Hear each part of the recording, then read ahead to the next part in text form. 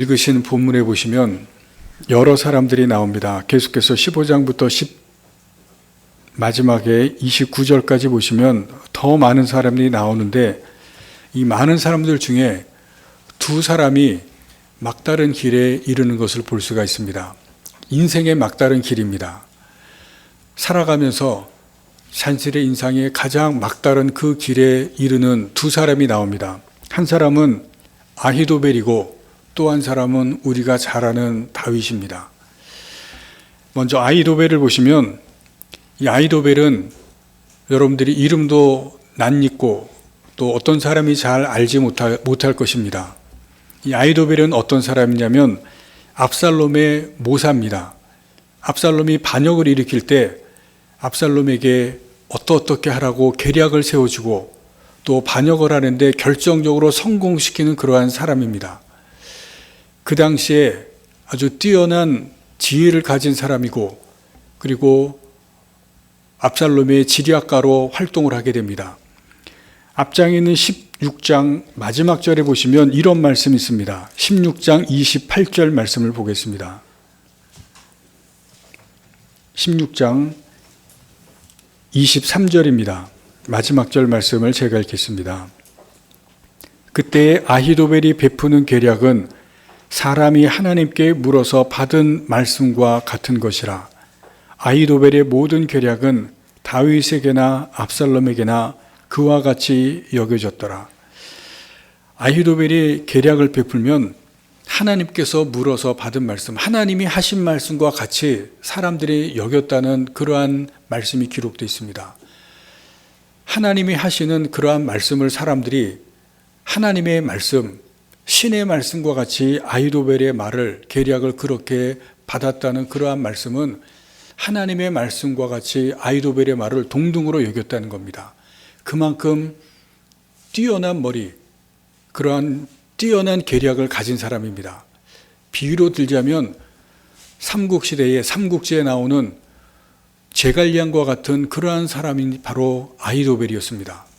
그래서 다윗도 이 아히도벨을 모사로 삼았습니다. 역대상 27장 33절에 보시면 다윗이 아히도벨을 모사로 삼았다는 기록이 나옵니다. 그러다가 다윗이 하는 정책이 마음에 안 들어서 낙심하고 초야에 묻혔습니다. 그런 다윗을 압살롬이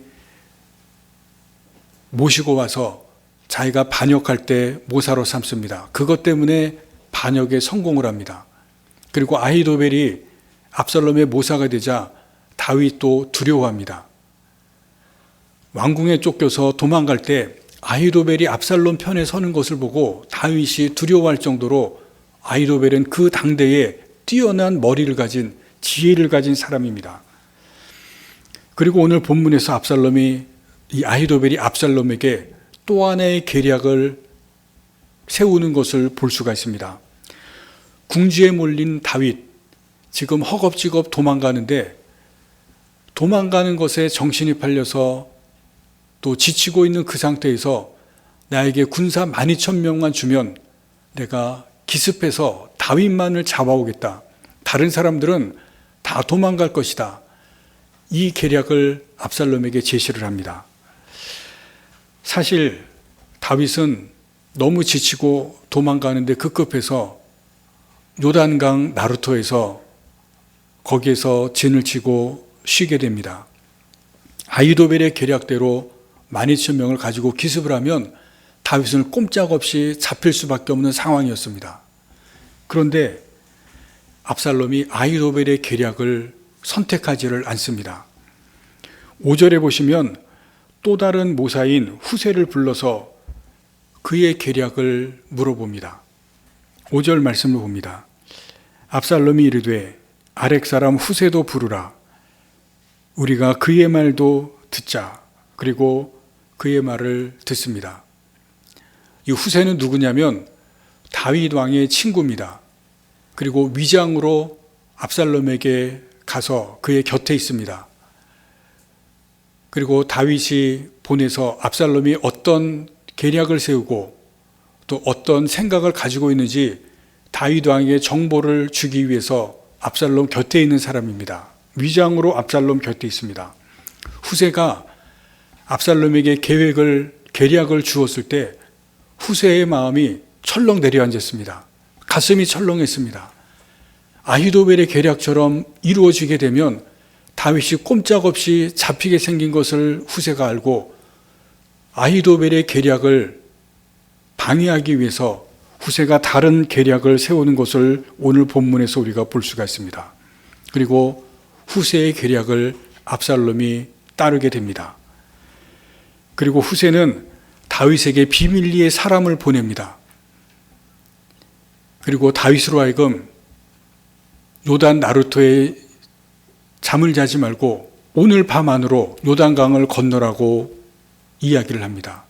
그리고 다윗이 요단강을 밤사이에 사람들과 같이 다 건너게 됩니다. 그러자 아히도벨은 자기 계획대로 되지 않는 것을 보고 장차 압살롬이 왕이 되지 못하고 압살롬이 모든 반역이 실패할 것을 직감합니다.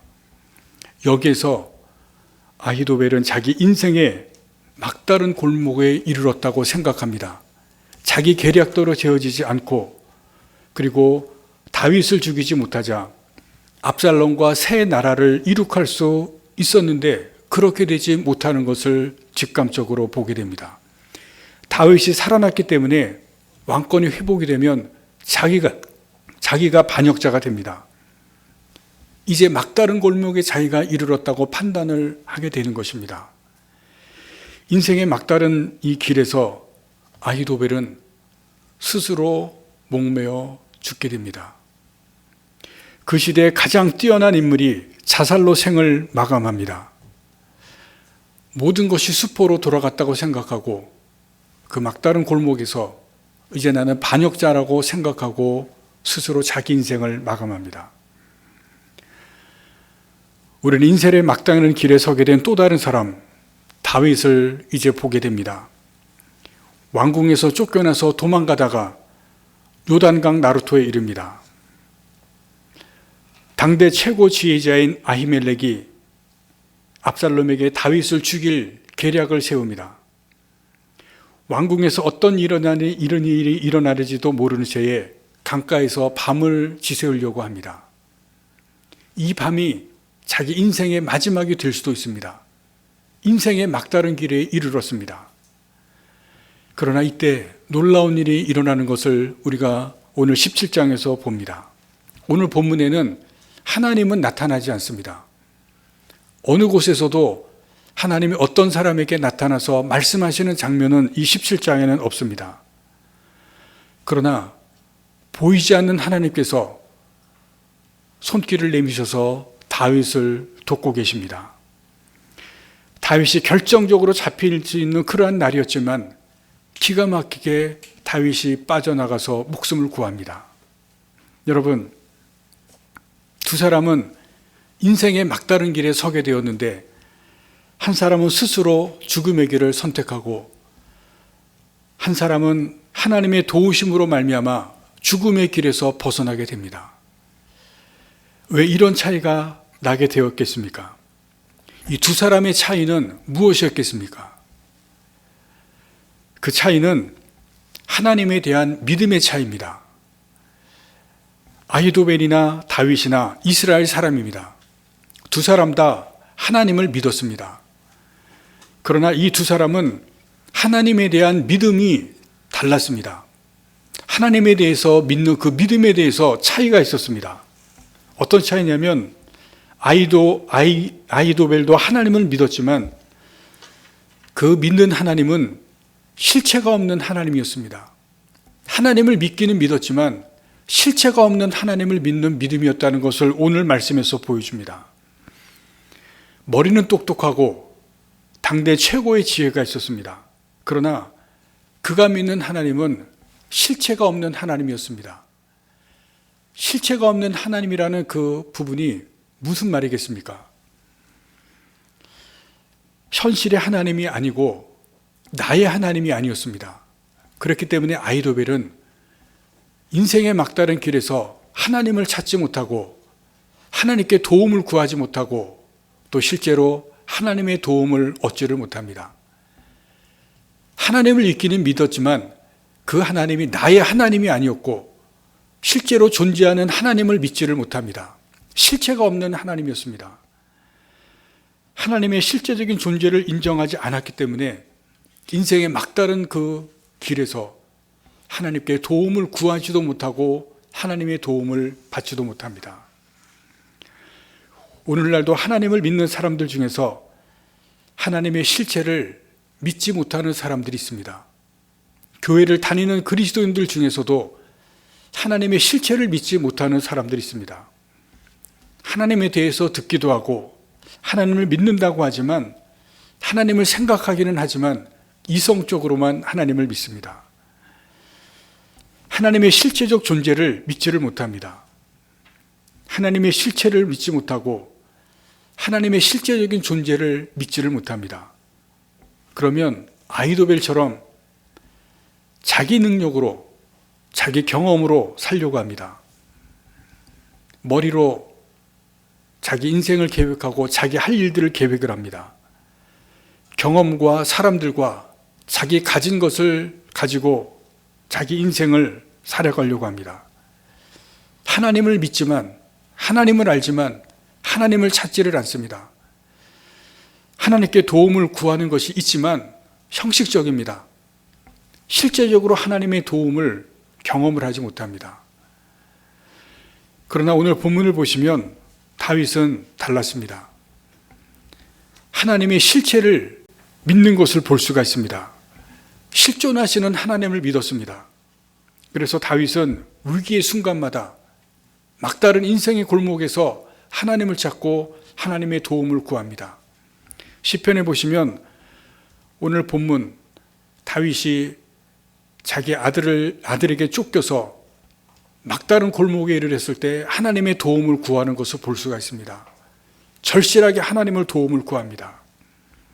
하나님은 보이지 않으시나 하나님의 손길로 하나님께서 다윗을 도우시는 것을 볼 수가 있습니다.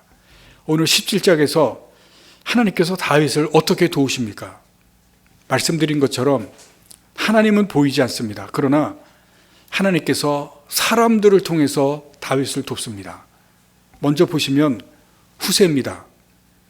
여러분, 후세는 아히도벨의 계략을 듣고 아히도벨의 계략 때문에 되면 다윗이 잡힐 것을 알고 또 다른 계략을 압살롬에게 제시합니다. 그리고 하나님께서 아히도벨의 계략이 아니라 후세의 계략을 하나님께서 압살롬이 취하도록 그렇게 합니다. 후세는 압살롬의 마음이 어떤지를 압니다. 교만한 마음이 있고 허세가 있는 것을 봅니다. 그래서 후세의 계략을 보면 압살롬이 많은 사람들, 모든 이스라엘 군대를 다 모으도록 합니다. 허세입니다. 그리고 다윗이 성에 갇히면 그 성을 다 끌어서 옮기도록 하라고 그렇게 이야기합니다. 압살롬의 허세를 보이라는 것입니다. 거기에 압살롬이 넘어갑니다. 그런 계략을 후세가 베풀도록 합니다. 그리고 두 번째는 제사장들이 다윗을 돕습니다. 후세가 아히도벨의 계략을 제사장들에게 말하고 제사장들의 아들들이 그 정보를 가지고 밤에 다윗에게 갑니다. 그리고 3장 17장에 보시면 여종들이 나오고 17절에 여종들이 나오고 19절에 어떤 여인들이 나옵니다. 무명의 사람들입니다. 이 사람들이 다윗에게 정보를 가지고 가는 사람들을 숨겨주고 도와줍니다. 무명의 사람들이 다윗을 돕는 것을 볼 수가 있습니다. 다윗에게 정보를 전하러 가는 사람들이 발각될 위기에 처할 때 이 무명의 사람들이 이 사람들을 숨겨주고 도와줍니다. 누군지는 알지 못하지만 하나님께서 이 사람들로 하여금 다윗을 돕도록 하는 것을 볼 수가 있습니다. 그리고 마지막으로 결정적인 것이 나옵니다. 하나님께서 압살롬의 마음을 움직입니다. 아히도벨의 계략을 압살롬이 취하면 다윗이 잡히고 다윗이 죽을 수가 있는데 하나님께서 후세의 계략을 취하도록 압살롬의 마음을 움직입니다. 보이지 아니하시는 하나님이시지만 하나님께서 보이지 않는 그 손길 가운데서 사람들을 움직이시고 사람들 가운데서 역사하시는 것을 볼 수가 있습니다. 하나님은 다윗의 친구 후세와 제사장들과 이름 없는 사람들과 심지어 압살롬의 마음까지도 움직이시고 다윗을 도우십니다. 그래서 다윗을 구하시고 목숨을 살려주신 것을 볼 수가 있습니다. 사람들은 인생의 막다른 길을 만날 때가 있습니다. 대학에 떨어진 학생은 그 순간이 자신의 인생의 막다른 길이라고 생각합니다. 직장이 계속해서 안 되는 청년들은 그때가 자신의 인생의 막다른 길이라고 생각합니다. 지금 코로나 사태로 많은 사람들이 더 이상 일할 수 없는 그러한 지경에 이른 사람들이 있습니다. 인생의 막다른 길입니다. 질병에 걸렸는데도 어떻게 할 수 없는 그러한 상황에 처한 사람들이 있습니다. 지금 코로나도 치료할 수 있는 길이 없습니다. 그래서 죽어가는 사람들도 있습니다. 여러분, 그런데 그런 길에서 헤쳐나오는 사람들도 있습니다. 인생의 막다른 길에서 스스로의 능력으로 헤쳐나오는 그러한 사람들, 자수성가하는 사람들, 실패를 딛고 일어서는 사람들이 있습니다. 훌륭한 사람들입니다. 본받을 만한 사람들도 있습니다. 여러분, 그런데 우리가 아실 것이 있습니다. 그런 사람들은 스스로의 능력으로 살아가는 사람들입니다. 그래서 하나님을 알지 못하고 하나님의 실체를 경험하지 못합니다. 지금 우리나라는 코로나를 잘 극복한 나라로 칭찬을 받습니다. 모범국가, 또 자유민주주의 국가, 이렇게 많은 나라들에서 인정을 합니다. 세계가 주목을 합니다. 그래서 우리나라에서 이 위기를 기회로 삼아야 된다고 이야기를 합니다. 그러나 어느 누구도 하나님의 도움을 이야기하는 사람은 없습니다. 정치인도, 경제인도, 의료계에서도, 그리고 국민들도 하나님에 대해서 말하지 않습니다. 왜냐하면 각자의 노력이 컸기 때문에 그렇습니다. 각자의 영역에서 많은 사람들이 노력을 해서 지금 코로나 사태가 우리나라에서 안정이 되었습니다. 세계가 인정을 합니다. 스스로 대견해 보입니다. 그럴 때 하나님이 필요 없습니다. 찾지 않습니다. 여러분, 이 결과가 무섭습니다. 다시 이런 일이 닥쳤을 때 어떻게 하겠습니까? 지금 안정되어져 간 이러한 노하우를 가지고 똑같은 방법으로 우리는 이러한 코로나 사태나 또 비슷한 위기를 똑같이 대처해 나갈 것입니다. 그리고 이러한 상황이 반복이 된다면 많은 사람들이 하나님을 찾지 않을 가능성이 많습니다. 이번에 하나님의 실체 경험하지 않았기 때문에 똑같이 하나님을 찾지 않고 우리의 방법대로, 인간의 노력대로 국민이 또다시 다 같이 힘을 합쳐서 같은 방법으로 이겨낼 가능성이 많습니다. 막다른 길에서 스스로의 능력으로 극복했기 때문에 그렇습니다. 이 결과는 코로나보다 더 무섭습니다. 아히도벨이 자살했다는 것은 스스로 무너진 것입니다. 자기 능력을 믿고 사는 것은 스스로 무너진 것을 우리에게 보여줍니다. 다윗을 통해서 우리에게 말씀하신 것은 막다른 길에서 어려운 상황에서 우리가 해야 할 것이 있다는 것을 분명히 있는 것을 보여줍니다. 그러나 살아계신 하나님을 믿고 하나님의 도우심을 구해야 한다는 것을 우리에게 말씀합니다. 보이지 않으시나 도우시는 하나님의 손길이 있다는 것을 우리에게 보여줍니다. 그 하나님을 찾고 인생의 막다른 골목에서 하나님의 도우심을 구해야 한다는 것을 우리에게 말씀하시고 있습니다. 여러분, 이것을 우리가 봐야 되고 다윗을 통해서 우리에게 말씀하시고 있습니다. 스스로의 능력을 찾고 스스로의 능력으로 헤쳐나간다면 그 마지막의 결과는 아이돌배가 같이 된다는 것을, 스스로 무너져 내린다는 것을 우리에게 말씀합니다. 그것이 우리가 가는 길이 아니라고 하는 것을 성경은 다윗을 통해서 우리에게 말씀해 주시고 있습니다.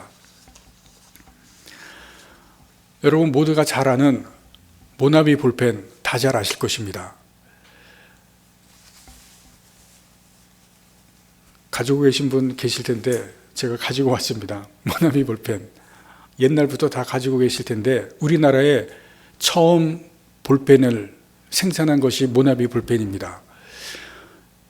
지금은 쓰시는 분도 많지 않고 또 불편해서 잘 안 쓰시겠지만, 이 모나비 볼펜이 나오기 전에는 볼펜이라는 것이 우리나라에 없었습니다. 그래서 이 모나비 볼펜을 생산했던 송삼석이라고 하는 이 사장, 그분이 모나비 볼펜을 만들기 위해서 일본으로 갔습니다. 일본에는 그 당시에 볼펜이 있었기 때문에 일본에서 모나비 볼펜을, 이 볼펜을 기술을 얻기 위해서 갔는데, 우리나라에는 이 지금 보시는 이 플라스틱 모양 자체도 생산할 수 있는 기술이 없었습니다. 그래서 모나미 볼펜을, 이 볼펜이라고 하는 것을 우리나라에서 생산하려고 기술을 달라고 하는데, 그때 일본에 있는 회사에서 내가 가지고 있는 기술이 어떤 것이냐 물어보는데 아무런 기술이 없었습니다. 이 겉모양을 만들 수 있는 기술 자체도 없었습니다. 그래서 아무런 기술이 없다고 솔직하게 얘기를 하니까 일본 회사에서 기술 이전을 해줄 수 없다고 얘기했습니다. 그러자 실망하고 다시 호텔로 돌아갔는데 다음날 다시 불러서 기술 이전을 해준 것이 무엇이냐면 겉모양, 이 플라스틱을 만들 수 있는 기술을 이전을 해줬다고 합니다. 그리고 볼펜에서 가장 중요한 이 끝에 보시면 볼펜 이 동그란 그 심이 있습니다. 그것을 만드는 기술은 이전을 가르쳐주지도 않고 이전을 해주지도 않았는데, 이전을 해줘도 만들 수가 없을 정도로 그렇게 열악한 것이 1960년대 우리나라 상황이었다고 합니다. 그래서 이 겉을 만들 수 있는, 플라스틱을 만들 수 있는 기술을 이전을 해줘서 처음으로 볼펜을 만들기 시작했습니다. 핵심되는 부분은 일본에서 다 수입을 해왔습니다. 그래서 만든 것이 모나미 볼펜입니다. 그리고 아시는 분은 아시겠지만 모나미 볼펜에 보시면 153이라는 숫자가 있습니다. 요한복음 21장에 나오는 베드로가 물고기를 잡은 숫자, 그 숫자를 여기에 새겼습니다. 하나님께서 은혜를 베풀어 주시는 것을 간절히 구하는 마음으로 숫자를 새기고 모나미 볼펜을 만들기 시작했습니다. 그래서 모나미 볼펜을 만들고 처음으로 우리나라의 볼펜이 만들어지기 시작하자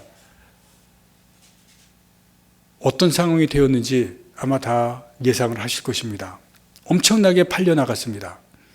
153이라는 숫자를 기록을 하면서 하나님께 기도했다고 합니다. 하나님, 50억 개가 팔리게 해주십시오. 50억 개 이상이 팔렸습니다. 그래서 1978년에 직원이 1000명이었다고 합니다. 엄청나게 볼펜을 찍어냈습니다.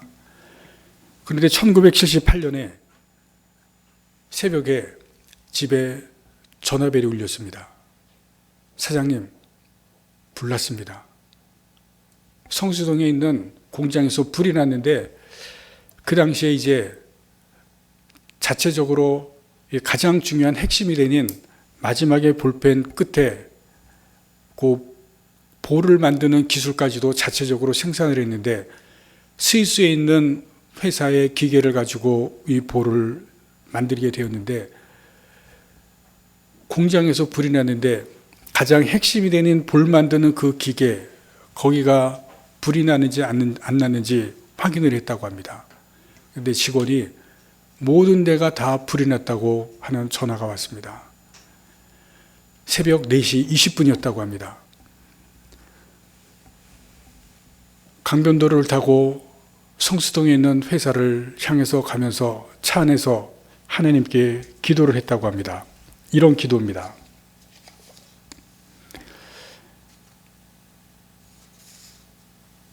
하나님을 걱정시켜드리지 않고 이 시련을 이겨나가겠습니다. 등에 창이 나고도 하나님을 원망하는 욥처럼 그렇게 견뎌나가겠습니다.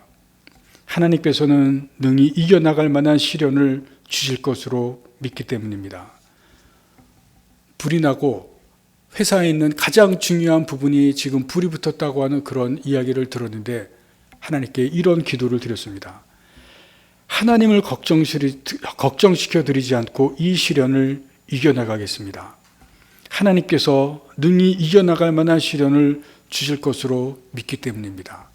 하나님에 대한 믿음을 가지고 기도했습니다. 그리고 공장에 도착했는데 가장 중요한 이 볼의 핵심이 되는 부분, 그 부분이 있는 곳이 다 탔습니다. 기계가 몇 개가 있었는데 다 탔다고 합니다.